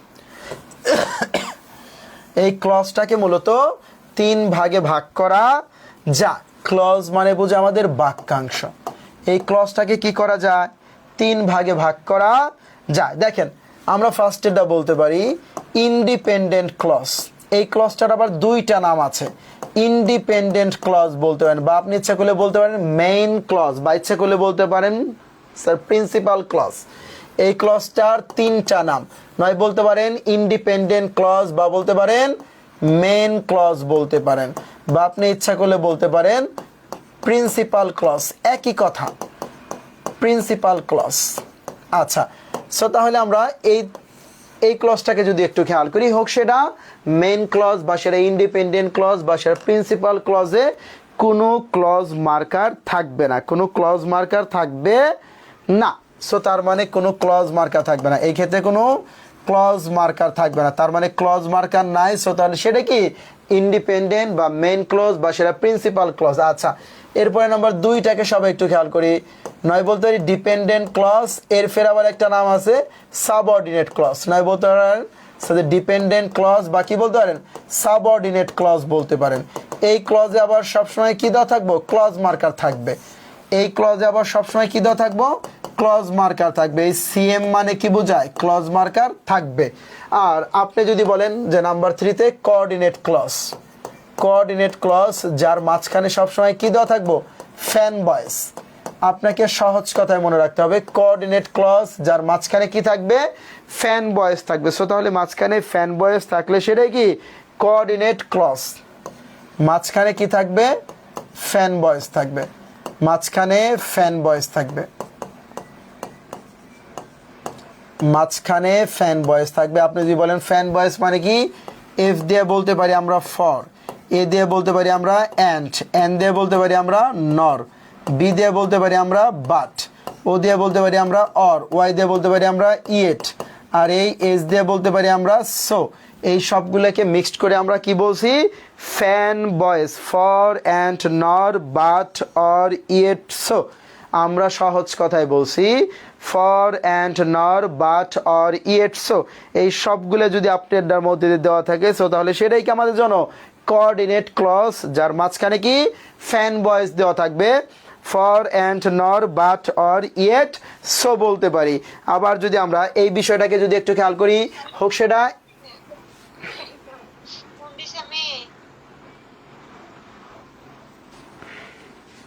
আমরা এট ফার্স্টে বলছি মূলত ক্লজটাকে কি করা যায়? 3 ভাগে ভাগ করা যায়। সাথে 9 হতে পারে সেটা ইন্ডিপেন্ডেন্ট ক্লজ বা মেইন ক্লজ বা সেটা প্রিন্সিপাল ক্লজ, ঠিক না? এই ক্লজটার মধ্যে কোনো ক্লজ মার্কার থাকবে না। কিন্তু আপনি যদি বলেন ডিপেন্ডেন্ট ক্লজ বা সেটা সাবঅর্ডিনেট ক্লজ, তাহলে এখানে কি থাকবে? ক্লজ মার্কার থাকবে। আর যে আপনি যদি বলেন কোঅর্ডিনেট ক্লজ, তাহলে যার মাঝখানে কি দেওয়া থাকবে? ফ্যান বয়েস দেওয়া থাকবে। ফ্যান বয়েস মানে কি বোঝায়? ফর অ্যান্ড নর বাট অর ইয়েট সো। এইটুকু সবার ক্লিয়ার কিনা একটু জানান। স্যার একটু পরে আজান দিবে। আচ্ছা হোক, আর কিন্তু সময় হোক আগে, দেন যে আমরা ব্রেক দেবো আজানের। স্যার এসএস নেব? আচ্ছা যে অবশ্যই যে ভাই আপনি 10 ঘন্টা না পড়লে আপনি 8 ঘন্টা পড়েন, আপনি 5 ঘন্টা পড়েন, আপনি 7 ঘন্টা পড়েন, but stay with your study. আপনাকে চান্স পেতে গেলে পড়তেই হবে, নয় সেটা 5 বা 6 বা 7 বা 8 বা 10, সেটা তো আপনার উপরে ডিপেন্ড করে। এখন আপনার শরীরে যদি না কুলায় মনে করেন, সো তাহলে আপনি স্টাডি বাদ দিয়ে দেন। ক্লিয়ার ক্লিয়ার ক্লিয়ার, আচ্ছা আচ্ছা, গুড। এরপরে আমরা একটা বিষয় একটু আর কি দেখি, আর কি যে দেখেন, আপনাকে যদি কেউ যদি বলতো আই নো দ্য বয়, একটু আমরা এই ক্লোজগুলোকে চিনি, দেখেন আই নো দ্য বয়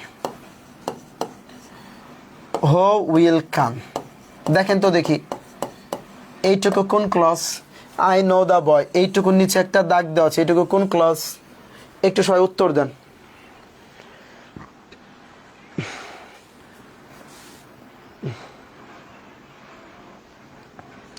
একটু সবাই যে লিখেন I know the boy who will come. I know the boy যে এইটুকু আসলে কোন সেন্টেন্স, না কোন ক্লজ, আসলে কোন clause? I know the boy who will come. I know the boy এইটুকুর নিচে আসলে দাগ দেওয়া আছে মনে করেন। আচ্ছা, এরপরে ইনশাল্লাহ একবার একটু বেশি স্যার আমাদের কোচিংয়ের বইগুলো পড়ে, হ্যাঁ যে হবে হবে হবে, জাস্ট খালি আপনি যে আপনাকে একটা শিট পাঠাচ্ছি বা একটা গাইড মনে করেন, এইটুকু শেষ করতে পারলে আপনি ইনশাল্লাহ চান্স হবে। ওকে, ডোন্ট বি আপসেট, যে হতাশ হওয়া যাবে না। আচ্ছা, এটা কোন clause? I know the boy. আচ্ছা, এইটুকুর মধ্যে আমি একটু খেয়াল করি, I know the boy who will come. দেখেন আই নো দ্য বয় এই অংশটুকুর মধ্যে কিন্তু কোনো ক্লজ মার্কার নাই। আই নো দ্য বয় এই অংশটুকুর মধ্যে কিন্তু কোনো ক্লজ মার্কার নাই, এজ নাই, সিন্স নাই, হোয়েন নাই, হু নাই, হুম নাই, হুইচ নাই, হোয়াট নাই, দ্যাট নাই। এইটুকুর মধ্যে যেহেতু কোনো ক্লজ মার্কার নাই, সো তার মানে স্যার যদি ক্লজ মার্কার না থাকে, সো তাহলে সেটা কি ইন্ডিপেন্ডেন্ট ক্লজ, বা সেটা মেন ক্লজ, বা সেটাকে প্রিন্সিপাল ক্লজ বলতে পারি। সো তাহলে এটাকে কি বলতে পারি? ইন্ডিপেন্ডেন্ট ক্লজ বা মেন ক্লজ, বা এটাকে প্রিন্সিপাল ক্লজ বলতে পারি।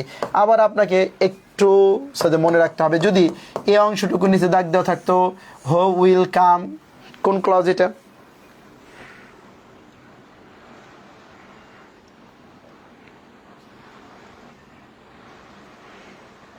এই অংশটুকুর নিচে যদি দাগ দেওয়া থাকতো মনে করেন হু উইল কাম, সো তার মানে এখানে দেখেন হু শব্দটা কি দেওয়া আছে আমাদের জন্য? একটা ক্লজ মার্কার দেওয়া আছে। আপনাকে মনে রাখতে হবে ক্লজ মার্কার থাকলেই কি সেটা, নয় সেটা ডিপেন্ডেন্ট বা সেটা সাবঅর্ডিনেট ক্লজ। সো তাহলে এইটা কি ক্লজ আমাদের জন্য?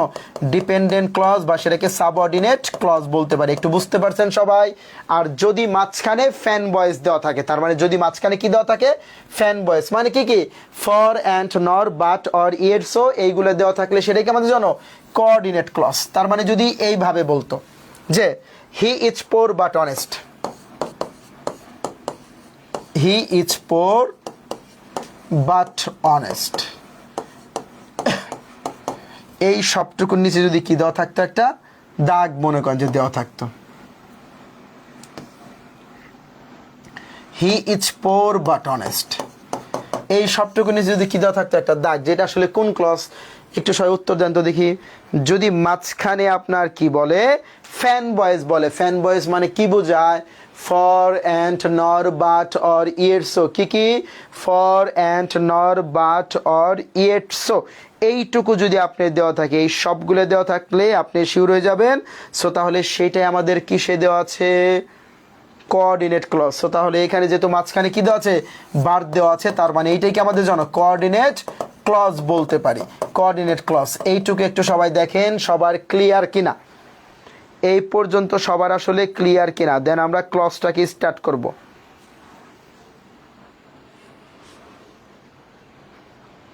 স্যার আপনি যখন বোঝান যে তখন বুঝি, বাট সবগুলো একসাথে করতে গেলে প্রবলেম হয়ে যায়। আচ্ছা, সো তার মানে আপনার ল্যাক অফ প্র্যাকটিস, যে আপনাকে একটু বেশি বেশি স্টাডি করতে হবে, বুঝতে পারছেন তো? একটু বেশি বেশি প্র্যাকটিস করতে হবে। আচ্ছা, ক্লিয়ার। আচ্ছা, এরপরে সবাই একটু দেখেন, এই তিনটা যে ক্লজ থেকে মূলত খুব বেশি প্রশ্ন হয় না, এইটুকু জাস্ট খালি আপনাদের জন্য বেসিক বা মূল বা ভিত্তি।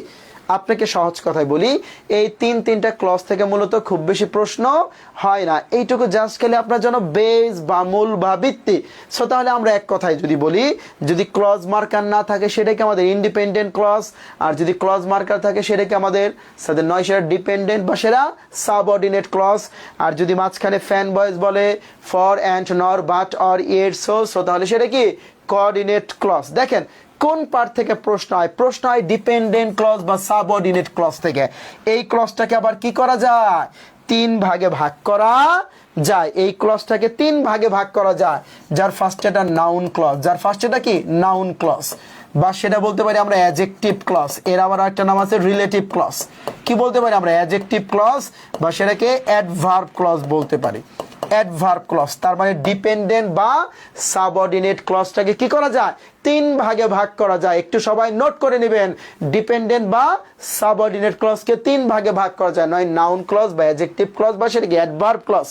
এই 3টা ক্লজ থেকে মূলত প্রশ্ন হয়ে থাকে, কোনটা নাউন ক্লজ, কোনটা অ্যাডজেক্টিভ ক্লজ বা কোনটা অ্যাডভার্ব ক্লজ। এই 3টা একবারে আমরা যে ক্লিয়ার করে দিব আপনাকে আফটার ব্রেক। এখন যে আপনাদের আমি একটা ব্রেক দিয়ে দিচ্ছি ফর দ্য নামাজ, 5:15 থেকে 5:25, 5:15 থেকে 5:25, এই 10 মিনিট ব্রেক থাকবে নামাজের জন্য। নেন, ওকে, থ্যাংকস সবাইকে, যে আমরা 5:25 থেকেই স্টার্ট করে ফেলবো আবার ক্লাস।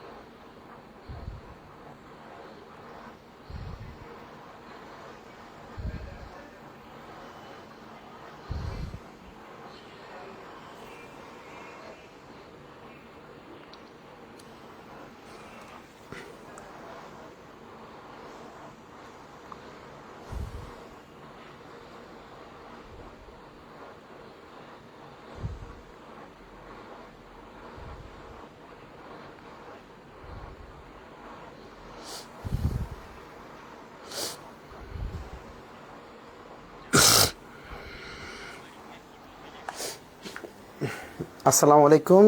আফটার দ্য ব্রেক যে আবার আমি চলে আসলাম, সব কিছু ক্লিয়ার কিনা, সব কিছু শুনতে পাচ্ছেন কিনা? আর যে সবাই একটু খুব যে দ্রুত যুক্ত হয়ে ফেলেন, একটু সবাই যে দ্রুত যুক্ত হয়ে যান। ব্রেকের পরে আমরা চলে আসলাম। হাওয়ামণি, থ্যাংকস স্যার। আচ্ছা জি জি, ওয়ালাইকুম আসসালাম। বেশ, একটু সবাই যুক্ত হয়ে যান। আমরা যদি একটা বিষয়কে যদি বলি, আমরা মূলত ব্রেকের একটু আগে বলছিলাম ক্লজটাকে আমরা 3 ভাগে ভাগ করতে পারি। একটা বলতে পারি ইন্ডিপেন্ডেন্ট ক্লজ বা মেইন ক্লজ, বা সেটাকে প্রিন্সিপাল ক্লজ বলা যায়, বা সেটাকে ডিপেন্ডেন্ট বা সাবঅর্ডিনেট ক্লজ বলা যায়, বা সেটা কি কোঅর্ডিনেট ক্লজ বলা যায়, ঠিক না? আচ্ছা, যদি কোনো ক্লজ মার্কার না থাকে সো তাহলে সেটা ইন্ডিপেন্ডেন্ট ক্লজ, আর যদি ক্লজ মার্কার থাকে সো তাহলে সেটাকে ডিপেন্ডেন্ট বা সেটা সাবঅর্ডিনেট ক্লজ, আর যদি মাঝখানে ফ্যান বয়েস থাকে ফর অ্যান্ড নর বাট অর ইয়েটসো সো তাহলে সেটাকে আমাদের জানো কোঅর্ডিনেট ক্লজ, ঠিক না? আচ্ছা, এই তিনটা যে ক্লজের যে পার্ট থেকে মূলত আমাদের প্রশ্ন হয়ে থাকে ডিপেন্ডেন্ট বা সাবঅর্ডিনেট ক্লজটাকে, তাহলে যে ডিপেন্ডেন্ট বা সাবঅর্ডিনেট ক্লজটাকে মূলত 3 ভাগে ভাগ করা যায়। একটা নাউন ক্লজ, আর একটা অ্যাডজেক্টিভ ক্লজ, আর একটা কি অ্যাডভার্ব ক্লজ। এই তিনটা ক্লজ এখন আমরা শিখব ইনশাআল্লাহ। আমরা উইথিন 10 মিনিটস, 10 মিনিটের মধ্যে এটাকে আমরা ক্লিয়ার করে ফেলতে পারবো। একটু সবাই যুক্ত হয়ে যান, একটু ফ্রেন্ডদের মেনশন করেন যাতে সবাই যুক্ত হতে পারে। ওবায়দুর রহমান সীমান্ত, হ্যাঁ যে সে আমার একটা ওল্ড স্টুডেন্ট। ভাইয়া তুমি আছো কেমন? আফটার লং টাইম নাকি, যে অনেক দিন পরে যে তোমার যে আইডিটা আমার সামনে আসলো। আচ্ছা, আমরা এখন এই ক্লজগুলো মূলত কি হয়ে যাব, ক্লিয়ার হয়ে যাব। দেখেন, আমরা যদি বলি নাউন ক্লজ, আমরা যদি কি বলি নাউন ক্লজ যদি বলি, আপনাকে সহজ কথায় মনে রাখতে হবে এই তিনটা ক্ষেত্রেই মূলত যে নাউন ক্লজটা আপনি মনে রাখবেন। আপনাকে আমি ট্রিক দিয়ে একেবারে সহজভাবে এটাকে শেষ করব। আপনি যদি বলেন সো দ্য নাউন ক্লজ, আপনি মনে রাখবেন সাবজেক্ট হিসেবে নাউন ক্লজ বসে, সাবজেক্ট হিসেবে বসে নাউন ক্লজ। আপনি মনে রাখবেন ভার্বের পরে বসে নাউন ক্লজ। আচ্ছা, আপনি মনে রাখবেন প্রেপোজিশনের পরে এরপরে বসে যে নাউন ক্লজ।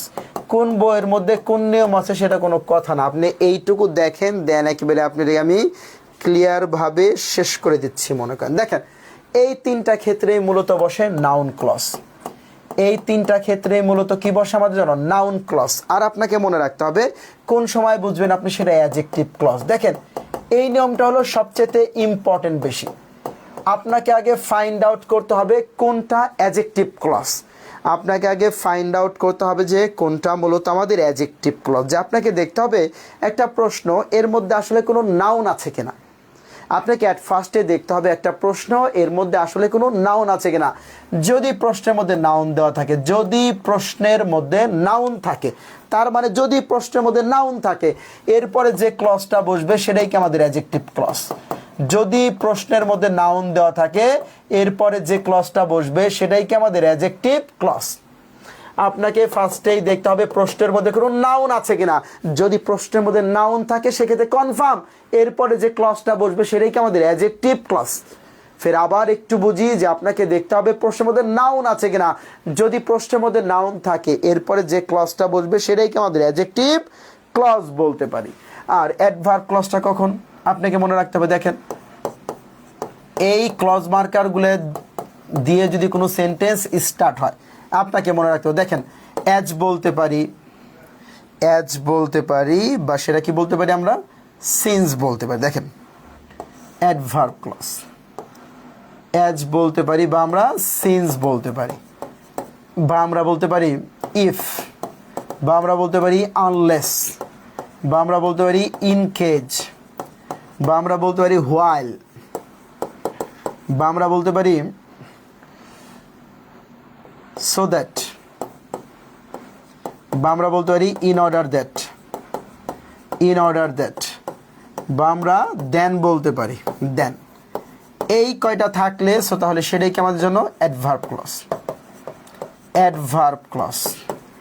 একেবারে এটাকে আমরা সহজভাবে শেষ করে ফেললাম যে কোনটা আমাদের জন্য অ্যাডভার্ব ক্লজ। আপনি সহজ কথায় মনে রাখবেন, অ্যাজ বা সিন্স বা ইফ বা আনলেস বা ইন কেস বা হোয়াইল বা সো দ্যাট বা ইন অর্ডার দ্যাট বা দেন থাকলে সেটাই কি আমাদের জন্য অ্যাডভার্ব ক্লজ। সো তাহলে সেটাই কি আমাদের জন্য অ্যাডভার্ব ক্লজ। আর যদি আমরা একটা বিষয় যদি খেয়াল করি, কোন শব্দটা আমাদের অ্যাডজেক্টিভ ক্লজ, সো তাহলে অ্যাট ফার্স্টেই দেখতে হবে যে একটা প্রশ্ন এর মধ্যে আসলে নাউন আছে কিনা। যদি প্রশ্নের মধ্যে নাউন থাকে তার মানে নাউন প্লাস যে ক্লজটা হবে সেটাই কি আমাদের অ্যাডজেক্টিভ ক্লজ।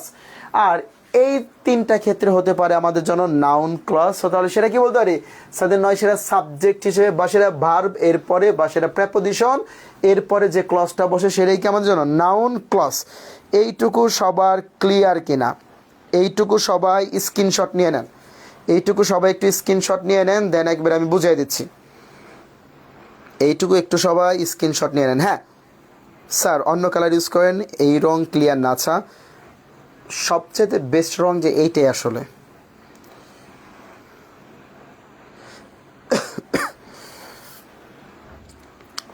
এইটুকু একটু সবাই আমরা স্ক্রিনশট নিয়ে ফেলি, দেন একবার আমি সব কিছু যে ক্লিয়ার করে দিচ্ছি। দেখেন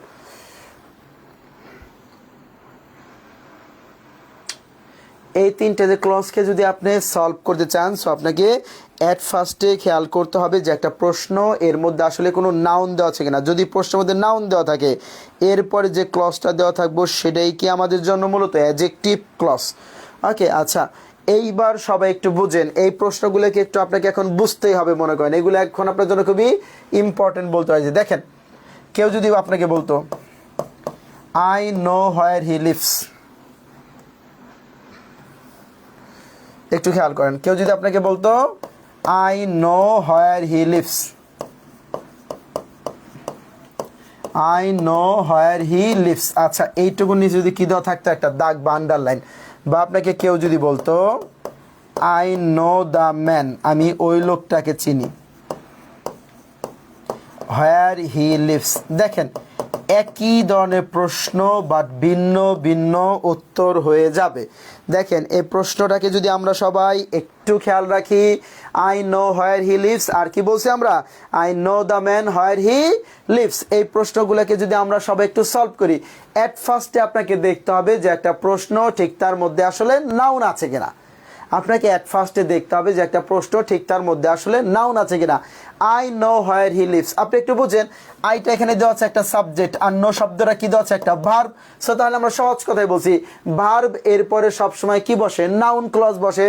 সো তাহলে হোয়ার হি লিভস শব্দটা কি হয়ে যাবে, নাউন ক্লজ। এইটা কি উত্তর হয়ে যাবে, নাউন ক্লজ। আর যদি আপনাকে বলতাম I know the man where he lives, know শব্দের একটা ভার্ব কিন্তু ঠিক তারপরে কি দেওয়া আছে, দ্য ম্যান দেওয়া আছে। আপনাকে ফার্স্টেই দেখতে হবে প্রশ্নের মধ্যে কি আছে কিনা, স্যার নাউন আছে কিনা। আই নো দ্য ম্যান তার মানে দ্য ম্যান মানে কি লোকটা, দ্য ম্যান শব্দটা দেওয়া আছে একটা নাউন।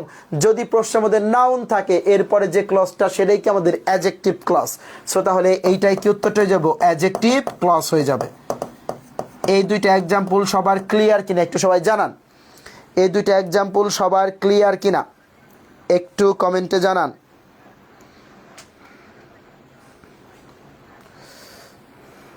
এই দুইটা এক্সাম্পল আপনাদের ক্লিয়ার কিনা একটু কমেন্টে জানান।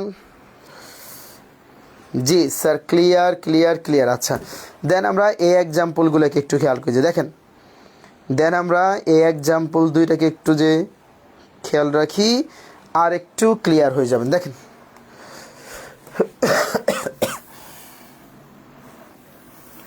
এই এক্সাম্পল দুটাকে যদি আমরা সবাই একটু দেখি, দেখেন তার মানে কেউ যদি আপনাকে বলতো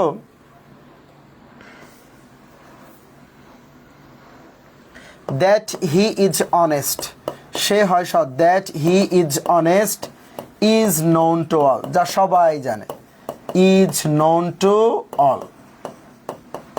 আচ্ছা that he is honest is known to all, এইটুকুর নিচে দাগ। আর যদি বলতো দ্য বুক, বইটা,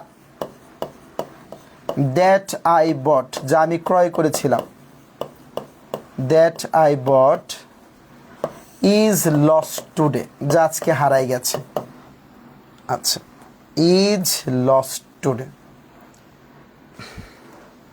এই প্রশ্নটাকে এই দিকে আনি, এই দিকে আনি, এই দিকে আনি, এই দিকে আনি, এইটাকে আমি মুইছা এই নিচের দিকে লিখি। The book that I bought is lost today. That I bought এই অংশটুকুর নিচে যদি কী দেওয়া থাকে, দাগ দেওয়া থাকে। দেখেন আমি যদি আপনাকে একটু সহজ কথায় যদি বোঝাই, দেখেন আপনাকে এই তিনটা প্রশ্ন সলভ করতে গেলে আপনাকে অ্যাট ফার্স্টে দেখতে হবে যে অংশটুকুর নিচে দাগ দেওয়া আছে। দেখেন আপনি যদি সলভ করতে চান যে নাউন ক্লজ বা সেটা অ্যাডজেক্টিভ ক্লজ বা সেটা অ্যাডভার্ব ক্লজ, সো আপনাকে অ্যাট ফার্স্টে দেখতে হবে যে অংশটুকুর নিচে মূলত দাগ দেওয়া আছে এর আগে দেখতে হবে কোনো নাউন আছে কিনা। ফের আবার একটু সবাই বুঝেন, যে অংশটুকুর নিচে দাগ দেওয়া আছে সে অংশটুকুর যে আগে দেখতে হবে কোনো নাউন আছে কিনা। That he is honest is known to all, তার মানে that he is sir honest, এই শব্দটুকুর পূর্বে আর কোনো নাউন নাই, এই শব্দটুকুর পূর্বে আর কোনো নাউন নাই, সো তাহলে সেটার অ্যাডজেক্টিভ ক্লজ হবে না। কিন্তু তার মানে এখানে অপশন বলতে পারে, নয় বলতে পারে নাউন ক্লজ, বা সেটা বলতে পারে অ্যাডজেক্টিভ ক্লজ, নয় সেটা বলতে পারে অ্যাডজেক্টিভ ক্লজ, বা সেটা অ্যাডভার্ব ক্লজ বলতে পারে। এইভাবে আপনাকে অপশন যে দেওয়া থাকবে এক্সামে। দেখেন সো তাহলে আমরা যদি বলি that he is honest is known to all, যেহেতু অ্যাট ফার্স্টে কোনো নাউন নেই, কিন্তু ইজ নোন শব্দটা এখানে কী দেওয়া আছে, একটা ভার্ব। ইজ নোন শব্দটা এখানে কী দেওয়া আছে, একটা ভার্ব। আর ভার্ব এর পূর্বে যা বসে সেটাকে আমরা কি বলি, সাবজেক্ট বলি। আর ফার্স্টে বলছি সাবজেক্ট হিসেবে কি বসে, নাউন ক্লজ বসে। সো তাহলে এইটা কি উত্তরটা হয়ে যাবে, নাউন ক্লজ। অ্যাট ফার্স্ট এটা কি উত্তরটা হয়ে যাবে, নাউন ক্লজ। অ্যাট ফার্স্ট এটা কি উত্তরটা হয়ে যাবে, নাউন ক্লজ। আর এই প্রশ্নটাকে যদি একটু খেয়াল করতাম, দ্য বুক মানে বইটা, দ্যাট আই বট যা আমি ক্রয় করেছিলাম, ইজ লস্ট টুডে আজকে সেটা হারাই গেছে। দেখেন আপনাকে ফার্স্টেই দেখতে হবে যে অংশটুকু নিচে দাগ দেওয়া আছে এর পূর্বে আসলে কোনো নাউন আছে কিনা। কি বলছে এখানে, দ্য বুক মানে কি বোঝায়, বইটা, এটাকে দুই চোখে দেখা যায়। দ্য বুক শব্দটা দেওয়া আছে একটা নাউন, তার মানে নাউন। এরপরে যে ক্লজটা দেওয়া থাকবো সেটাই কি আমাদের অ্যাডজেক্টিভ ক্লজ। সো তাহলে এইটা কি উত্তরটা হয়ে যাবে আমাদের জন্য, অ্যাডজেক্টিভ ক্লজ। একটু ক্লিয়ার কিনা, একটু ক্লিয়ার কিনা কমেন্টে জানাও।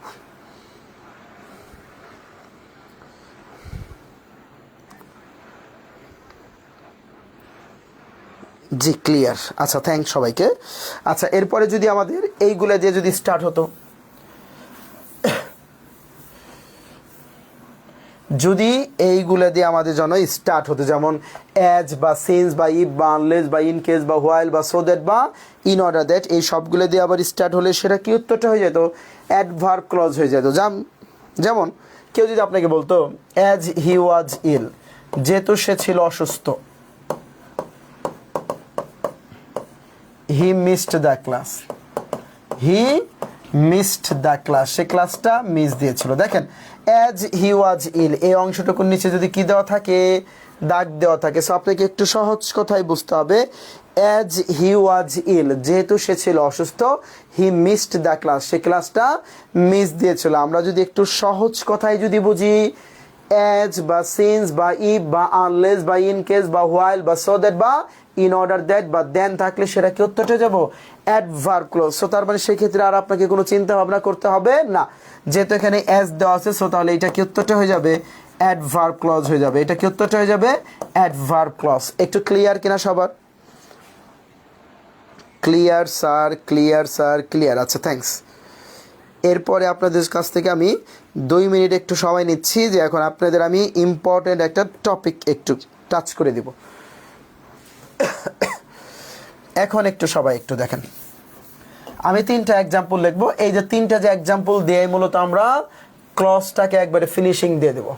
এই 3টা এক্সাম্পল দিয়ে মূলত আমরা ক্লজটাকে কি দিয়ে দেবো, একবারে ফিনিশিং দিয়ে দেবো। দেখেন আপনাকে একটা বিষয় মনে রাখতে হবে, ভার্ব এর পরে যদি ভার্ব দেওয়া থাকে সেই ফ্রেজের মতো, ভার্ব এরপরে কিন্তু 2 ধরনের ক্লজ হতে পারে। নয় সেটা হতে পারে যে নাউন ক্লজ বা সেটা অ্যাডভার্ব ক্লজ হতে পারে। আপনাকে মনে রাখতে হবে ভার্ব এরপরে নয় সেটা নাউন ক্লজ, নয় সেটা নাউন ক্লজ বা সেটা কি অ্যাডভার্ব ক্লজ হতে পারে।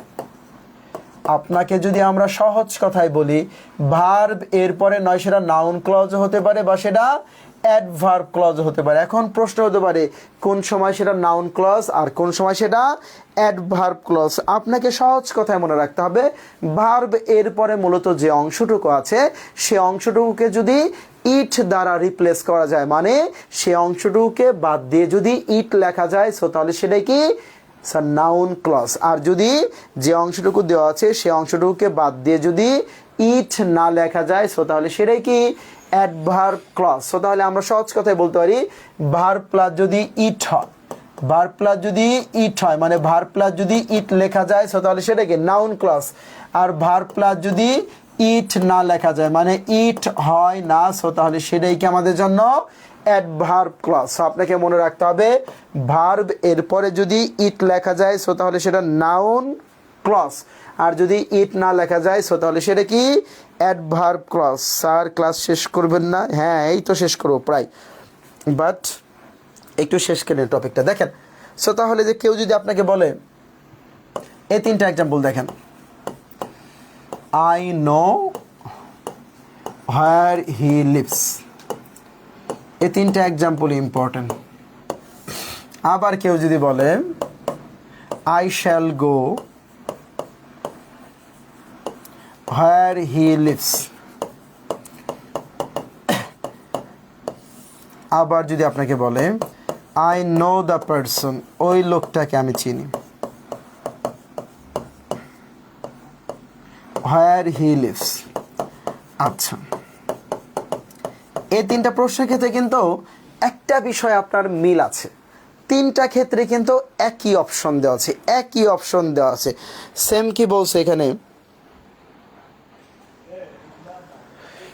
I know where he lives, I shall go where he lives, I know the person where he lives। সব জায়গায় কি দেওয়া আছে? where he lives। এর নিচে আসলে আন্ডার লাইন দেওয়া আছে, একটু খেয়াল করেন। এই তিনটা লাইন দিয়ে আপনি মূলত ক্লজটাকে ক্লিয়ার হয়ে যাবেন একবার, এই তিনটা লাইন দিয়ে আপনি মূলত ক্লজটাকে ক্লিয়ার হয়ে যাবেন।